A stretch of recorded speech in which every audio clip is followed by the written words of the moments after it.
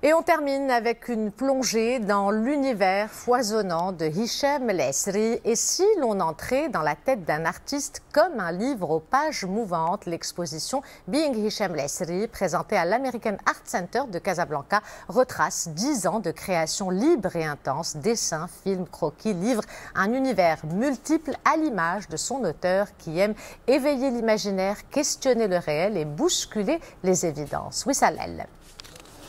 C'est une exposition qui ne se visite pas, elle se traverse et se ressent. Being Hicham El Esri est un voyage retraçant 10 ans de création graphique forte et intime, des œuvres issues du cinéma, de la littérature ou de simples carnets de notes. Ensemble, elles forment un parcours visuel où chaque pièce raconte un fragment de la carrière de l'artiste. Pour moi, ce qui est intéressant, c'est comment faire voyager les gens. Commencer dans la normalité, progressivement aller vers quelque chose de plus colorful, jusqu'à arriver aux images qui bougent. Parce que c'est ça, en fait, l'histoire, la narration de l'exposition. C'est on commence dans la normalité en entrant, et progressivement, ça finit avec les images animées en passant par la littérature.